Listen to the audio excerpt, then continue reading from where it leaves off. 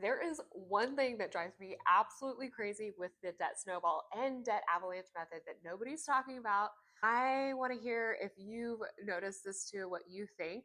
And if you want to pay off debt like super fast, I'll share with you what I would do differently. The thing that drives you crazy, if you Google debt snowball method anywhere, you will get terms and it'll say something to the effect of this. Go as much extra as you can until your debt is gone.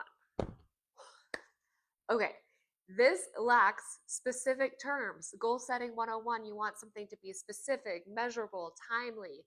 Throw as much extra as you can.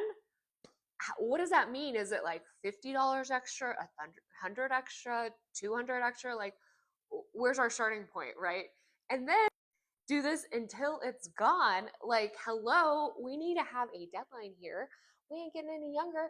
So, student loans, for example, they could have terms of 25 years. So, is like 17 years doing like a fast job, or should we go for 13 or 8? Like, what are we doing? The Parkinson law says that however much time you have allocated for a goal, you'll take to do it. If you're new around here, I'm Carly, a finance grad, also the creator of Best Money Class Ever. You may have seen me on CNBC. So what I would do instead, and I coined this, it's the Spartan method to pay off debt. If you haven't heard of it, it's because I made this up. What it is it gets very, very specific. The two terms of like how much extra and then how long it's going to take, I completely eliminate the ambiguity. I want people to pay all of the minimums plus an extra Spartan amount of 300 or more towards the highest interest rate. I say 300 because it's small enough. I really feel like anybody can do it by cutting a few things, bring in an extra income, but it's big enough to really make huge traction to paying off debt. And the deadline is I want people to pay everything off, excluding a mortgage within 36 months or less. I do feel like when you're paying off debt, you do have to have an end in sight.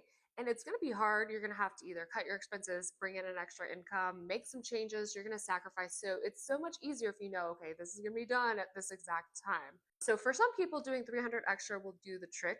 For other people, it might be just like a starting point where you do 500, 1,000, sometimes even like 2,000 or more extra to the highest interest. But if you're curious what it takes for you to pay off your debt, you can grab my debt calculator that I created.